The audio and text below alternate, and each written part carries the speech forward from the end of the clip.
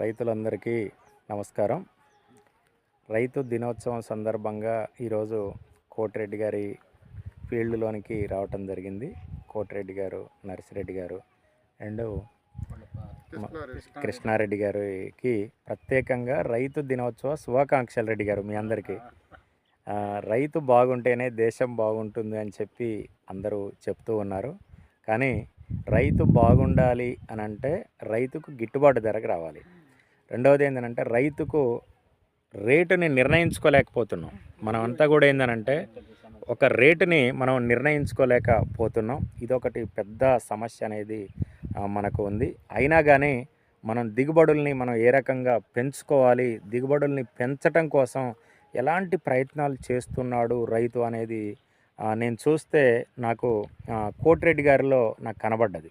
కోటిరెడ్డి గారు పోయిన సంవత్సరం నాకు కాల్ చేసి, వైరస్ వస్తుంది సోమన్న గారు, దిగుబడులు రావట్లేదు, ప్రతి సంవత్సరం నష్టాలు ఇట్లా ఎన్ని సంవత్సరాలని మనం ఒక సంవత్సరం కాకపోతే ఒక సంవత్సరం ఫలితం వస్తుందో అని చెప్పి కష్టపడుతున్నాము, కానీ ఫలితాలు రావట్లేదు సోమన్న గారు అని చెప్పి నాతో నేను డిస్కషన్ చేయటం జరిగింది.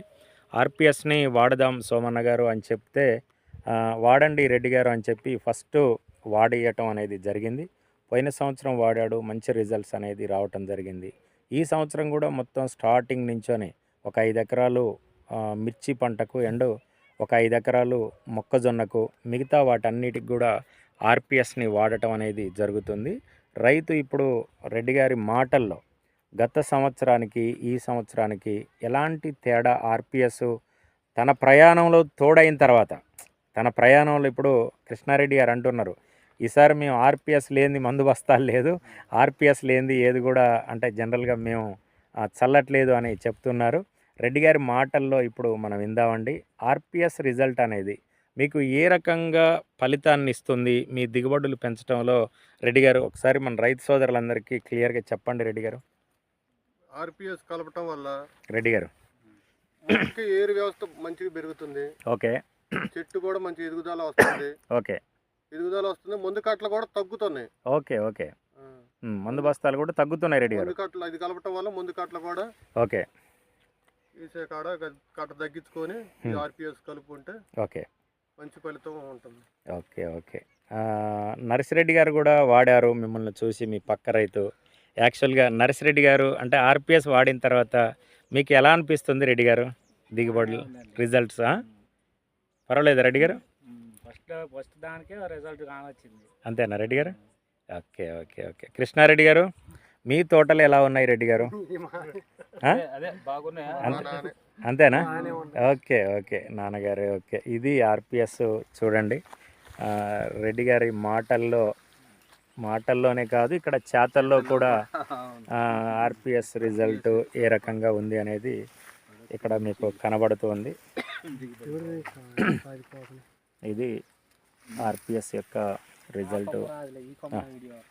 ఓకే నరసింహరావు గారు, ఈరోజు రైతు దినోత్సవ శుభాకాంక్షలు తెలియజేస్తున్నాము మీకు కూడా. మీరు ఈరోజు రెడ్డి గారి దగ్గరికి వచ్చారు.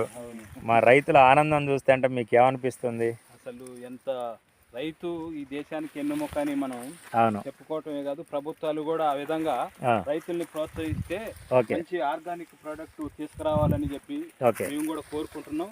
ఈ ఆర్పిఎస్ దీనికి బలం, ఈ సేంద్రియ ఎరువుని కర్బనం తయారు చేసి ఈ భూమిని మంచి సారవంతమైన భూమిని తయారు చేస్తుంది ఈ ఆర్పిఎస్. దీంతో రైతులు కూడా ఆనందం చెప్పలేని విధంగా ఉంది. మేము చూసాము వేరే తోటలు ఆర్పిఎస్ వాడిన తోటలు చూస్తే అంత లేవు. ఆర్పిఎస్ వాడిన తోటలు చూసినాక మా కళ్ళు బాగా ఇది ఆనందం వ్యక్తం చేస్తా ఉన్నాయి. ఆ విధమైనటువంటి రైతుల కళ్ళల్లో ఆనందం కోరుకుంటూ మేము కూడా మీకు ధన్యవాదాలు చెప్తున్నాం సార్. ఓకే ఓకే రెడ్డి గారు, ఆర్పిఎస్ రైతు సోదరులందరూ కూడా ఆర్పిఎస్ని విధిగా వాడండి. భూమిలో సారాన్ని గనక మనం పెంచగలిగితే, భూమిలో కర్బన శాతాన్ని పెంచటంలో ఆర్పిఎస్ 76 అనేది బాగా సపోర్టు చేస్తూ ఉంది. ఇదంతా కూడా చూడండి, క్రాప్ సెట్టింగ్ అనేది ఏ రకంగా ఉందనేది చూడండి. ఇదంతా కూడా ఆర్పిఎస్ యొక్క రిజల్ట్. ఓకే రైట్, నమస్తే అండి అందరికీ. చాలా ధన్యవాదాలు రెడ్డి గారు. ఓకే కోటిరెడ్డి గారు. ఓకే సార్, నమస్తే.